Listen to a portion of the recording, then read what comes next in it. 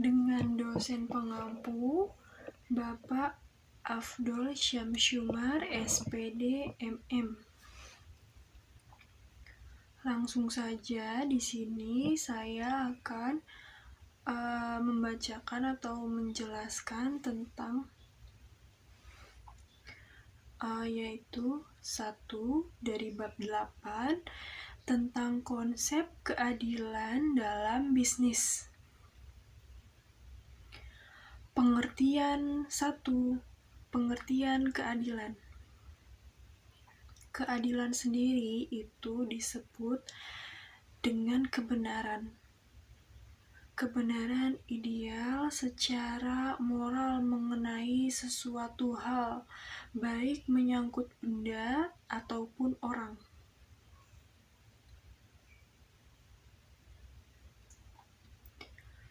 Lalu yang kedua, ada teori keadilan menurut Adam Smith, yaitu sesungguhnya keadilan itu hanya mempunyai satu arti yang komutatif, yang menyangkut kesetaraan, keseimbangan, keharmonisan hubungan antara satu orang atau pihak dengan orang atau pihak yang lain.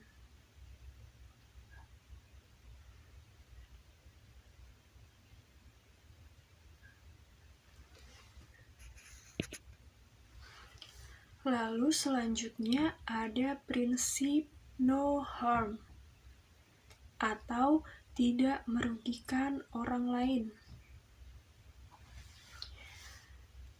Lalu selanjutnya ada prinsip non-intervention.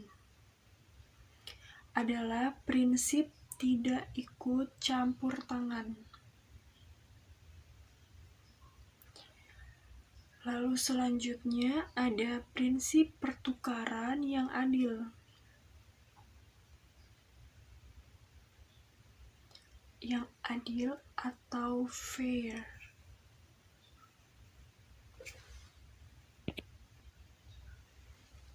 Lalu selanjutnya ada pengertian persaingan. Menurut Kashmir, yang disebut pesaing adalah perusahaan yang menghasilkan atau menjual barang atau jasa yang sama atau mirip dengan produk yang kita tawarkan. Lalu, persaingan sendiri terdiri atas yaitu 1. Persaingan sehat atau healthy competition, atau bisa disebut persaingan sehat.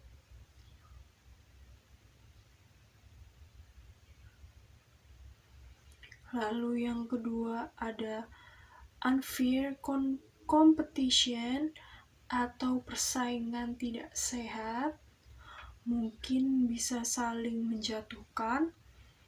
Misalkan ada si A berjualan mangga, si B juga berjualan mangga, lalu mereka berdua ini saling menjelekkan dagangan mereka satu sama lain. Itu yang disebut persaingan tidak sehat menurut saya.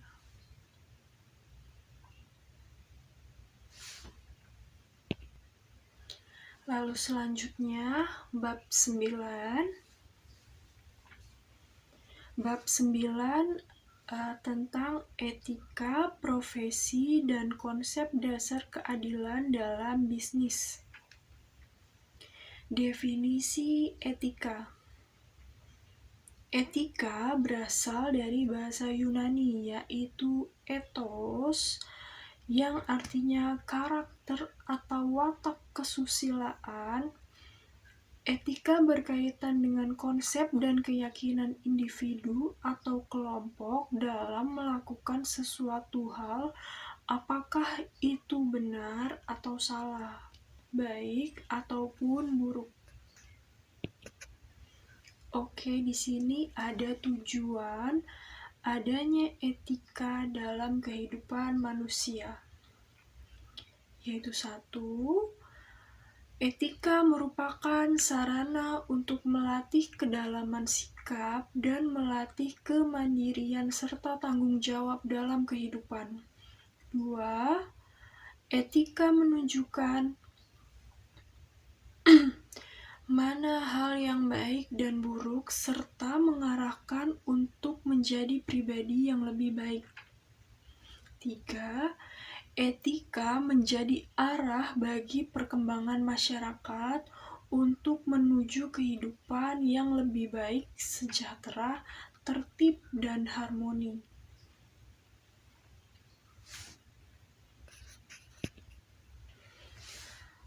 Lalu menurut Isnanto dalam bukunya, etika itu ada 2 macam.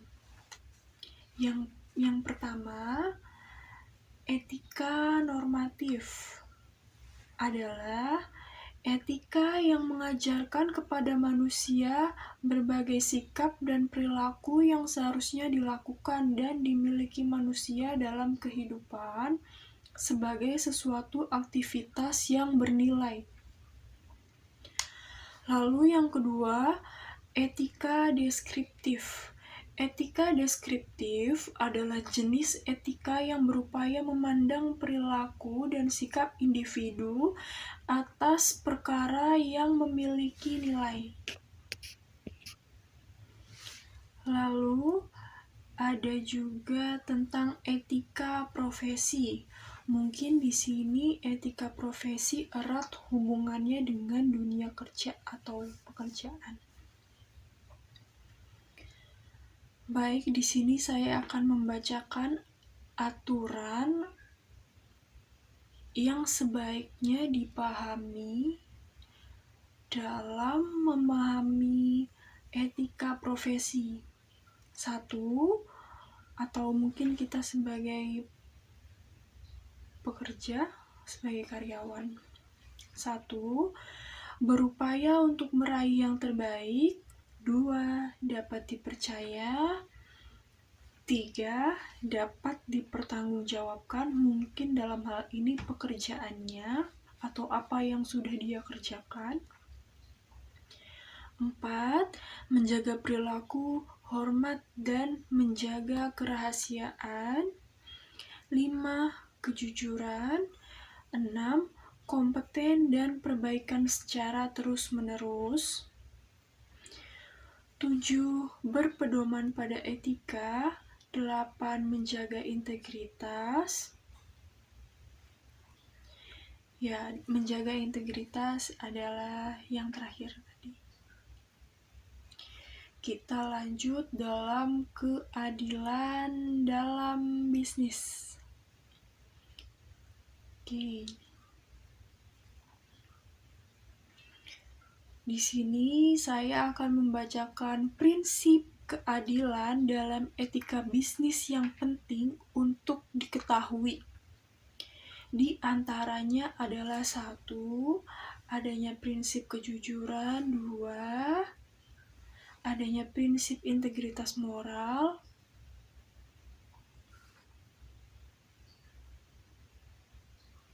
Lalu 3. Prinsip kesetiaan. 4. Prinsip saling menguntungkan. 5. Prinsip keadilan. Oke, prinsip keadilan ini yang akan memberikan hak-hak para stakeholder sesuai dengan yang dibutuhkan, sehingga akan terjadi keselarasan dan keberlanjutan perusahaan.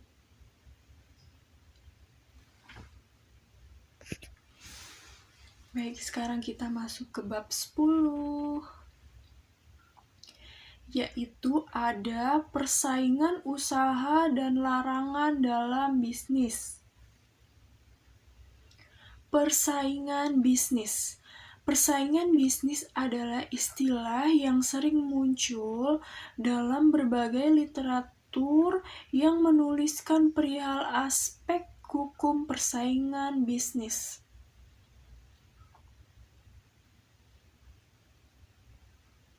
Sebelumnya, kalau tidak salah juga ada tentang persaingan bisnis ya.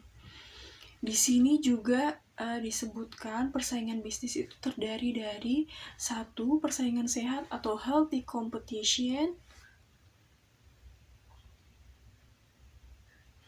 Di dalam healthy competition ini adalah para pelaku bisnis atau perusahaan itu lebih cenderung mengedepankan etika bisnis atau menjunjung tinggi etika bisnis. Lalu yang kedua di sini ada persaingan gorok leher atau cutthroat competition. Persaingan ini merupakan bentuk persaingan yang tidak sehat, di mana terjadi perebutan pasar antara beberapa pihak yang melakukan usaha untuk mengarah pada menghalalkan segala cara untuk menjatuhkan lawan.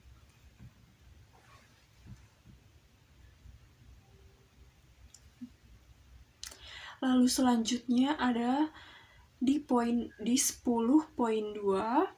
ada tujuan yang mendorong persaingan usaha. Oke, di sini disebutkan oleh Hafidudin dan Tanjung 2002 bahwasannya 1. Kekuatan yang diperlukan dalam daya saing itu adalah daya saing produk yang akan ditawarkan harus kualitasnya bisa bersaing dengan baik. 2. Daya saing harga tidak mungkin memenangkan persaingan jika produk yang dimiliki sangat mahal harganya. 3. Daya saing marketing. Dunia marketing berbicara masalah pasar, maka hal yang terpenting adalah bagaimana menarik konsumen untuk membeli barang-barang yang telah diproduksi. 4.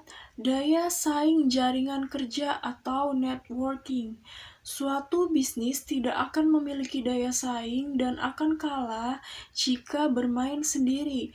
Dalam hal ini bermakna tidak melakukan kerjasama, koordinasi dan sinergi dengan lembaga bisnis lainnya di berbagai bidang. Itu sangat penting sebenarnya.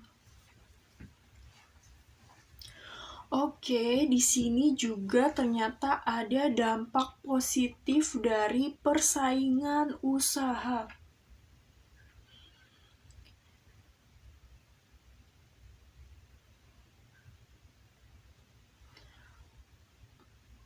Mungkin di sini dampak positif persaingan usaha ini kita jadi mau memperbaiki diri atau kita ini jadi merasa termotivasi untuk bisa lebih baik dari A. Atau misalnya kita entah itu kita berjualan atau apa, kita pasti merasa termotivasi untuk entah itu menambah menu atau kita harus menambah porsi atau mengurangi harga. Itu mungkin yang disebut dampak positif adanya persaingan usaha. Lalu di sini ada konspirasi usaha, yaitu Black's Law Dictionary memberikan definisi persekongkolan atau konspirasi didefinisikan sebagai a combination or confederation between two or person formed for the purpose of committing by their joint efforts some unlawful or criminal act or some act which is innocent in itself but becomes unlawful when done concert action of the conspirators or for the purpose of using criminal or unlawful means to the commission of an act not in itself unlawful. Persekongkolan. harus dilakukan oleh dua belah pihak atau lebih untuk yang bertujuan untuk melakukan suatu tindakan atau kegiatan kriminal atau melawan hukum secara bersama-sama. Oke, di sini saya akan membacakan beberapa sebab yang menimbulkan terjadinya kolusi, yaitu 1. Pemerintah yang merupakan pemegang sentral dari regulasi kekuasaan dalam sebuah negara termasuk dalam pembangunan ekonomi. 2. Pertumbuhan koperasi dan konglomerasi yang sangat kuat. 3. Tidak banyak orang yang memiliki kesempatan dan dapat mengembangkan usaha besar. 4. Kerjasama antara pengusaha-pengusaha tertentu dengan para penguasa. 5. Kekuasaan menjadi central of business sehingga kemajuan sebuah usaha sangat dipengaruhi penguasa. Baik, selanjutnya bab 11. Lembaga Persengketaan Bisnis.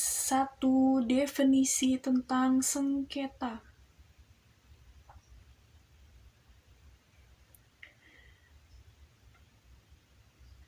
Oke, dalam kepustakaan maupun dalam percakapan sehari-hari sering ditemukan istilah-istilah konflik sengketa.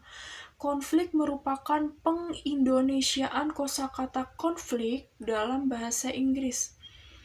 Selain istilah konflik, bahasa Inggris juga mengenal istilah dispute, yang merupakan padaman dari istilah sengketa dalam bahasa Indonesia. Lalu di sini dijelaskan apa saja sih jenis-jenis penyelesaian sengketa dalam berbisnis. Oke, di sini ada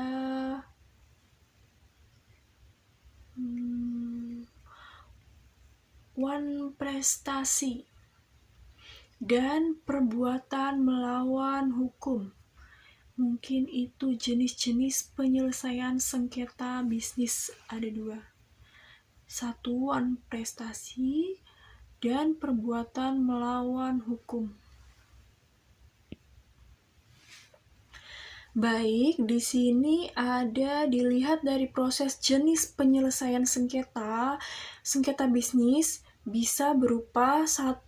Ligitasi, merupakan mekanisme penyelesaian sengketa melalui jalur pengadilan, yaitu pengadilan umum, pengadilan niaga, dan B. ada non-ligitasi. Non-ligitasi merupakan mekanisme penyelesaian sengketa di luar pengadilan. Lalu selanjutnya di sini ada arbitrase.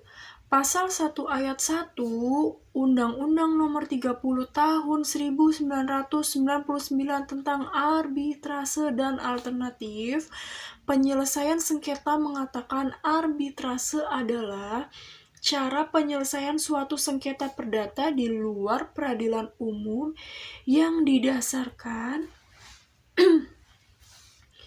pada perjanjian arbitrase yang dibuat secara tertulis oleh para pihak yang bersengketa.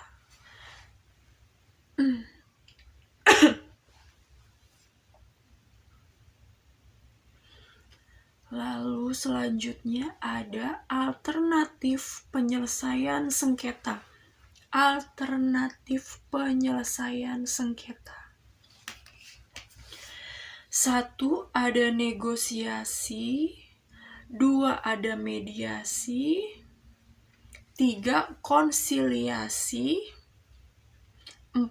Online dispute resolution.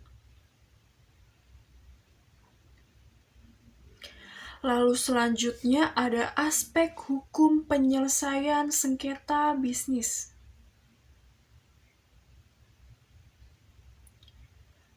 yaitu mengurangi kemacetan di pengadilan, meningkatkan ketertiban masyarakat, memperlancar serta memperluas akses ke pengadilan, memberikan kesempatan bagi tercapainya penyelesaian sengketa yang menghasilkan keputusan yang dapat diterima oleh semua pihak yang memuaskan. Selanjutnya bab 12, relevansi antara etika dan bisnis. Relevansi atau mungkin disebut dengan relevan, kesamaan. Oke. Di sini saya akan membacakan. Oke.